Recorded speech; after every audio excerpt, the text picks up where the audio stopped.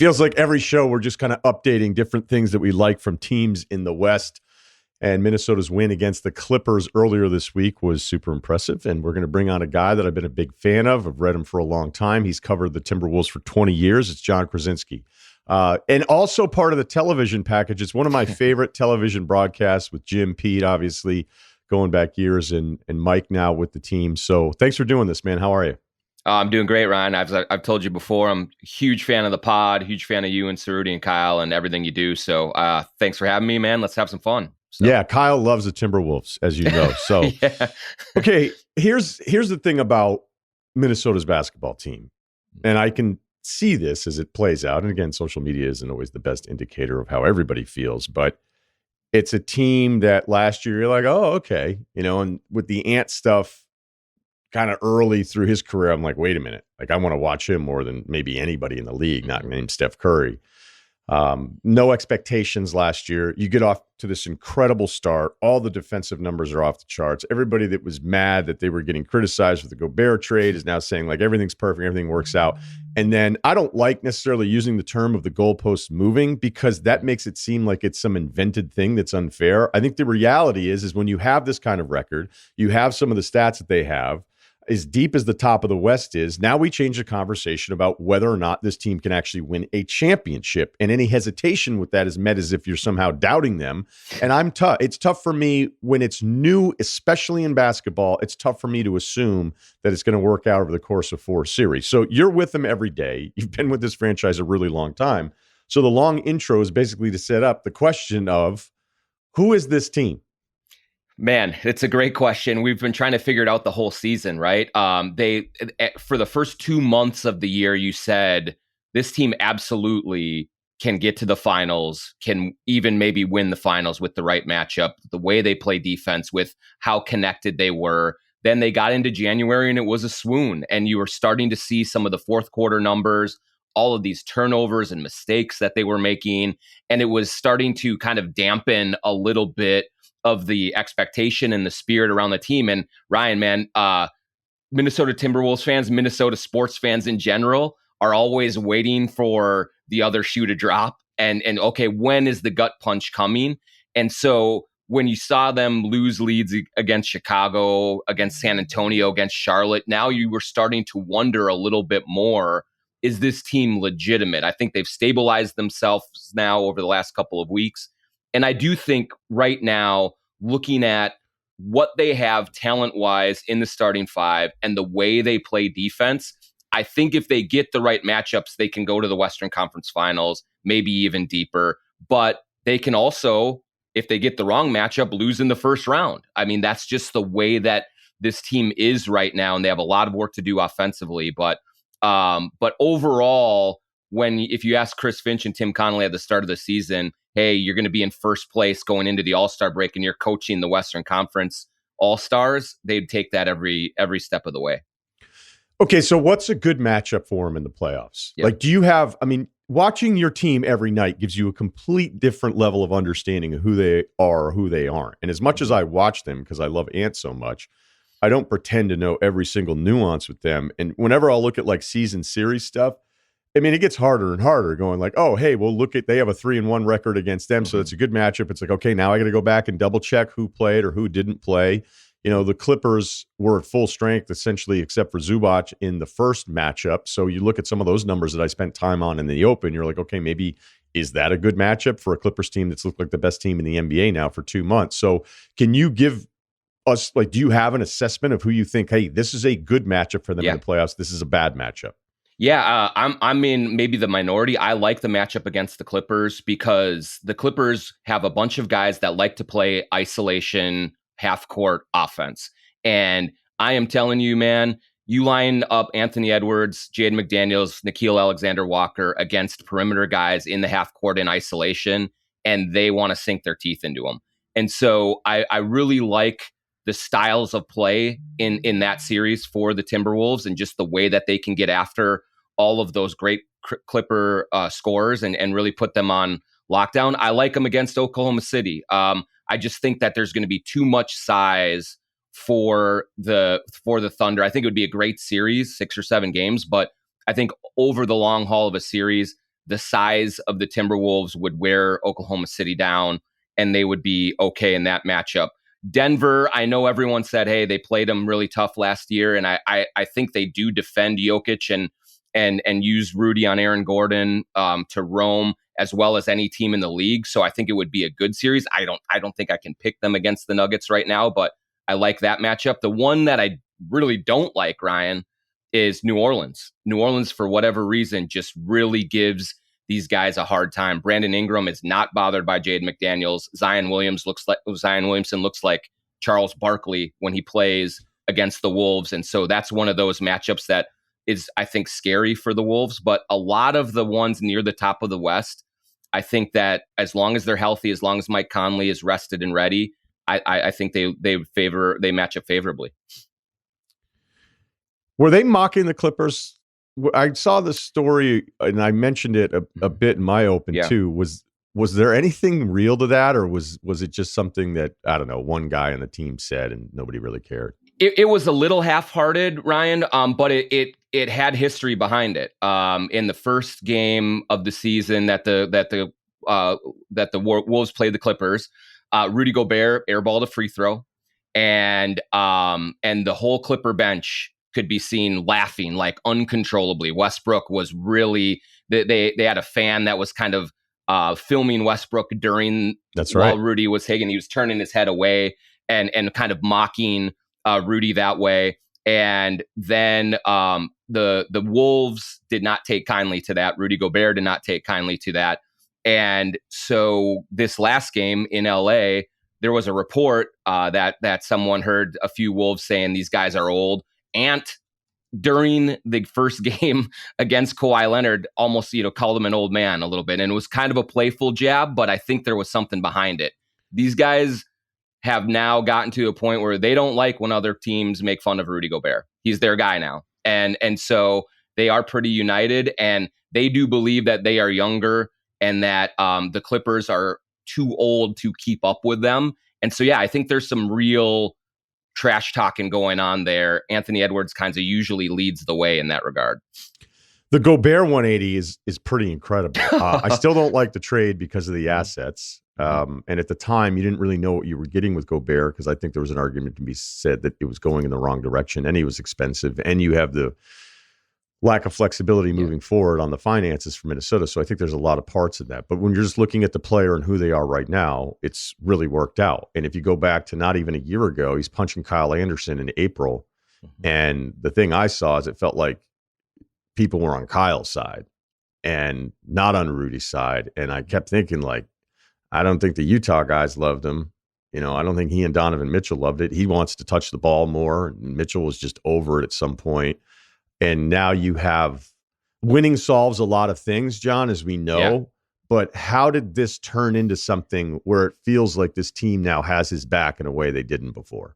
Yeah, from last season, the frustration, the tension was palpable around the team. And it wasn't that they hated Rudy Gobert. It wasn't that, they just didn't get along with him. But bringing Rudy Gobert into a new situation when he was used to having everything surround him and being built for him in Utah was an adjustment for everyone involved. And it was very unconventional what they were trying to do with Gobert and Towns in the front court. The first couple of months of the season, Ryan, last year, it was a real grind, and the offense was difficult. Transition defense was slow and plodding, and Rudy had come off of international play going into last season, and he was a little banged up, and so he did not play well. He was not moving the same way that he did in Utah.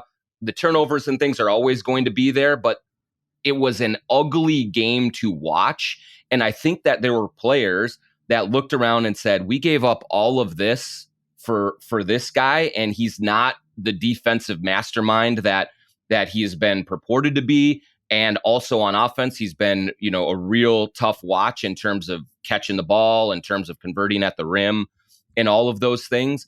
And so they struggled. They went through it, and they were being asked to do something that most teams were not used to playing. And I think that talking to Mike Conley about it, about both with his time with Rudy in Utah and then now here in Minnesota, he said that it takes a full year for a team to figure out how to play with Rudy Gobert. And Rudy has talked about it as well. The adjustment of leaving the one place he had ever been in Utah in the NBA, having an entire organization built around him, to having to assimilate to a new setting with established players here that weren't going to just bend over backward and change everything that they were going to do for him. I think that was an adjustment for Rudy. And there were times last season where he was a little on the stubborn side about what he wanted to do defensively, needing the ball offensively, all of those things. And the numbers really supported it. He was not the impact player that he was used to being in Utah. And I think all of that kind of bubbled to the surface with tension. And you saw it with that Kyle Anderson confrontation right before the playoffs. Flash forward to this season, Ryan. I think there's been a little humility that has been involved with Rudy. He went into the summer knowing that everyone thought that he was washed up and everyone thought that he was not worth this huge price that the Timberwolves paid for him. And he got himself in fantastic shape. He came into camp healthy, and he came into camp willing to compromise a little bit on some of the principles that had always been important to him defensively and offensively. And so once the Timberwolves saw him give a little ground, I think they were willing to give a little bit of ground too. And now he is back to being an absolute monster defensively and dominating that way. And so now there's just more respect also that has been won over, within this team. They see how impactful he is game in and game out. They see how much they're winning. And that has helped a lot of the thaw a lot of the ice that was there last season. And it's a whole different environment. Towns and Gobert get along great. Ant has really kind of accepted him and is now becoming one of his biggest cheerleaders. And I just think everyone has relaxed a little bit. And so they've found a way to meet more in the middle rather than kind of dig in their heels and want to do things their way specifically. It's made a huge difference. Yeah, when he is rolling, I mean, the thing about Rudy that I've always been incredibly impressed with, because, everybody wants to touch the ball, and it's just not going to work with today's game. And I would also argue there's probably too many times where he gets the ball where I'm like, well, what happened there? Mm-hmm. But he moves so much for a center. The amount of times he will come out, screen, rescreen, he will come way out to the ball and he'll roll, like he stays as active as a big guy as there is in the league without any of the rewards. And, I'm not saying he completely abandoned that last year, but when you're not having fun, you don't think anybody likes you and all that kind of stuff. Like you're a little less likely to run out to 30 feet to set a screen in the third quarter of a game when you're tired, when you're like, this isn't fun and no one likes me. So it's been cool to see, because I think it kind of starts with Ant, which is where I want to go here. We could talk about the moves, how unstoppable he can get at times. The first quarter last night against Portland, he gets his 40. I even wrote it down at 3-something minutes left. They're up like 19, and he's getting in a full defensive stance against the ball handler. And I'm like, what is And that's just all of these things that I love about him. And I think beyond his game, or matching his game, because it's probably better to say it that way, is his personality. Mm-hmm. That you come in, and I'm sure Kat wasn't like, wait, now I'm deferring to this guy. Like, look at my resume, or at least my numbers. Mm-hmm. And, same thing with Rudy. And of course, Mike, I think, is just really good at any of this kind of stuff. And I think, Jaden probably would like to take a few more shots.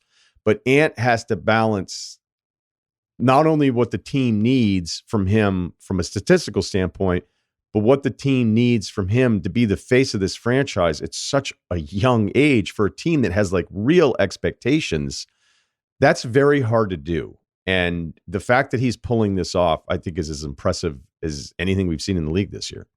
It's such a delicate balance, and you hit it, Ryan. I mean, we have seen it not work when Jimmy Butler came in and was supposed to share the spotlight and be co-stars with Karl-Anthony Towns. That did not work at all. The two personalities didn't work. Jimmy wanted to do things his way. Karl wanted to do things his way. And it just totally imploded.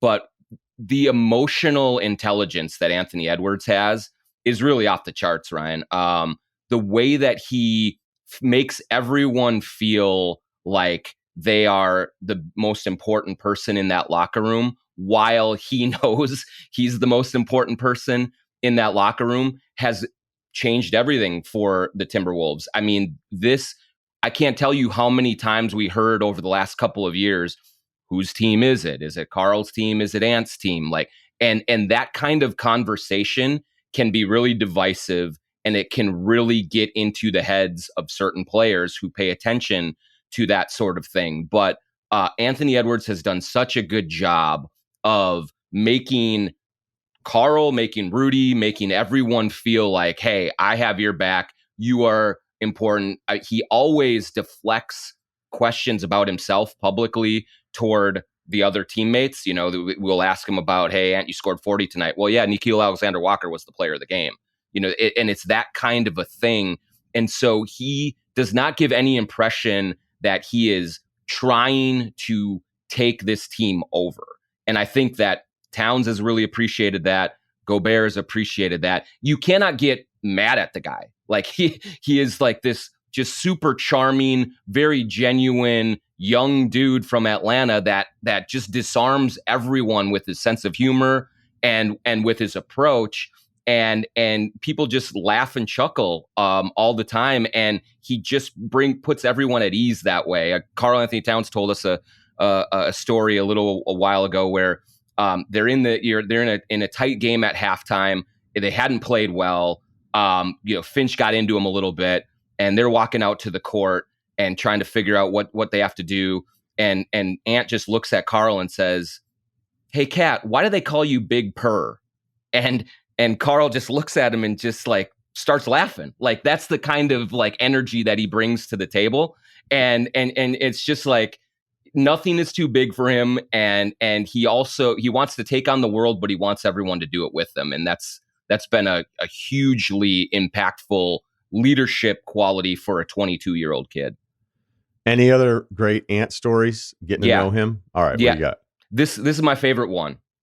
So we see all of the funny stuff, and we see all of the stuff on the court that is jaw dropping and all of those things, and anyone can see those things. But to me, when I started to understand that Anthony Edwards might be different as a player, that might actually be a player capable of putting an entire franchise on his shoulders and carrying them farther than anyone ever thought possible, was his rookie season.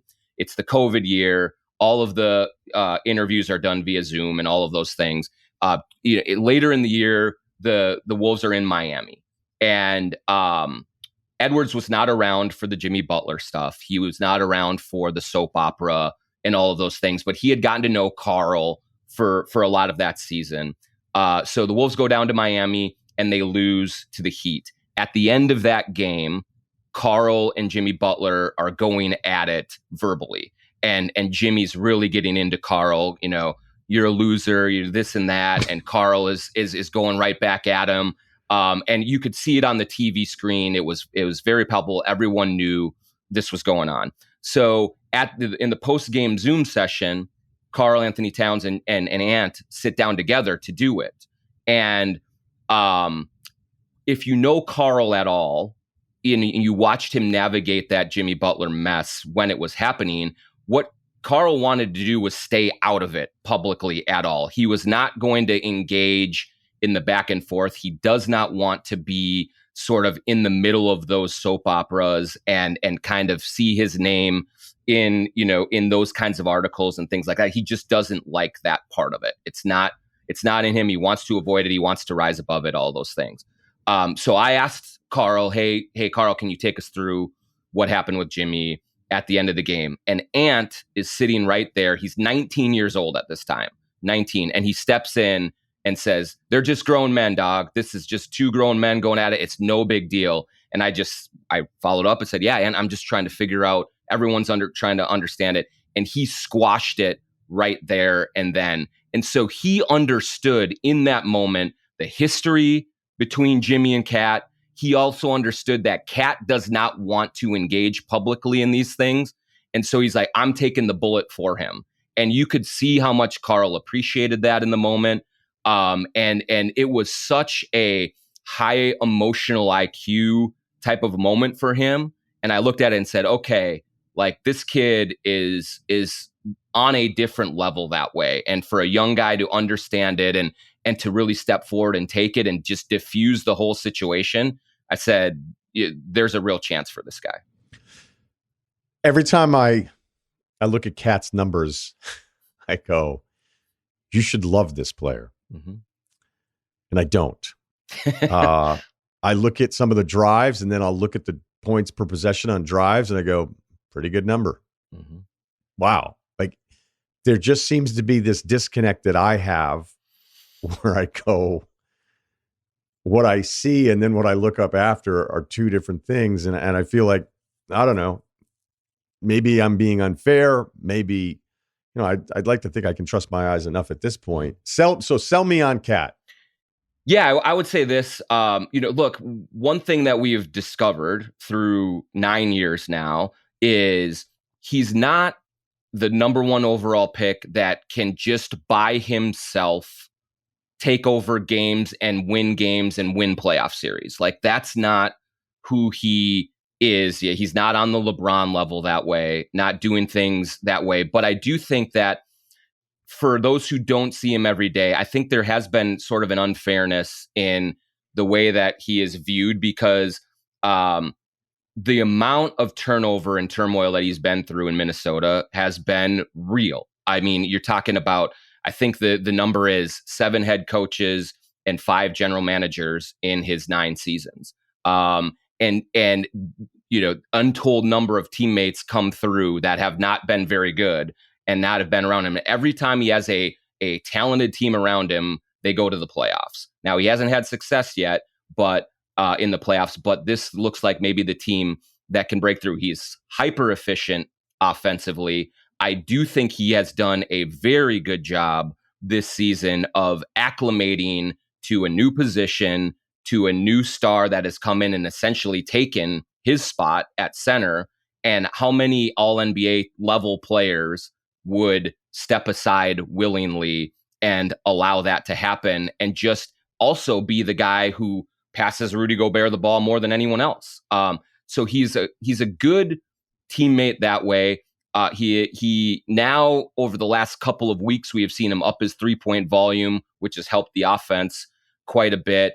And I think that he's always just been a player who wanted a group to stick together, stay together, and be together for several years. And he has never had that stability. And so if he can be in an environment with Chris Finch as a head coach, with Ant as his running mate, and keep that group together for 3-4 years, I think you're going to see a different Karl-Anthony Towns. And we've started to see that this year. He's playing better defense than he ever has before and doing it at the 4. He is looking for others and getting others involved, and he's still remaining really efficient. He's not perfect. He gets too many offensive fouls. He turns the ball over too often in some high leverage situations. We see him get excited and have difficult nights. But I think overall, he's a much better player than he's gotten credit for over the years, just because of all the turmoil around him has made it difficult for him to realize the full Karl-Anthony Towns. I'm a huge fan of Tim Conley and Matt Lloyd and Finch and this group that's together. Obviously know how I feel about Ant. And look, what Alexander Walker has meant in spots, what Naz Reid has meant. And even though I think Jaden's offense can drive me a little crazy, and some of the offensive numbers there late in the fourth quarter, the efficiency is 27th. In clutch, it's better. It's 19th. The great thing about the Clippers game is it didn't get into clutch time.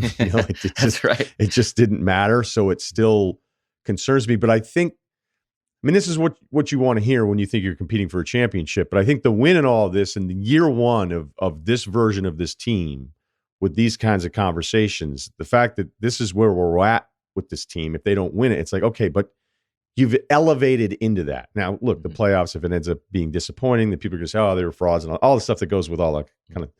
So there's a moment here already that's happening that I feel like is a win for a franchise that hasn't been in this neighborhood for a really long time. And that's why I think everybody should feel really great, but not necessarily content. I'll end with this. Do you actually think they can beat anybody and win an NBA championship this year? I do. And that sounds just mind-blowing for me to say, given the 20 years that I've covered this team and all of the dysfunction that has happened with them. But I do think that one of their faults right now, I believe, especially offensively, are addressable. They turn the ball over too much. The shot selection later in games, ball movement, it gets really stagnant. I think over these last 30 games that they play, they can get better, not maybe top 5 in the league in offense, but I think they can creep up into the upper half of the NBA in offensive efficiency, which when you couple it with the defense that they play, I think that's a good recipe. I also just look at their starting 5, and I just see a team that very rarely is going to go into a series or even a nightly matchup where they have a talent deficit. I think that they just have a really good mix of high-end talent that is starting to figure out how to fit together offensively. And if they address some of their offensive issues and clean those things up, then yes, they can absolutely win against any team that they play in the playoffs and go to the championship. Can they win that? Who knows? But just to say those words, Ryan, in these parts is completely mind-blowing. Now, it is also a team that could lose in the first round. Like that is where they are at right now. And because of the lack of success that they have had over the long term, they don't get the benefit of the doubt. You can't just say, oh yeah, everything's going to be fine. They're going to figure it out. They have to actually show it. But this is the first team that I've covered that I believe actually has that potential. And it wouldn't stun me to see them playing Boston in the finals in June, which is again like reality is distorted. It seems like when you put Timberwolves and finals in a sentence together. I loved what I saw from him on Monday. I've loved what I've seen from Ant throughout. I love the defense, and you can tell this team really likes each other a lot. John, awesome job. Ready for years. You can read his stuff. The Athletic, John Krawczynski, covering the Timberwolves now for 2 decades. Thanks for the time this morning.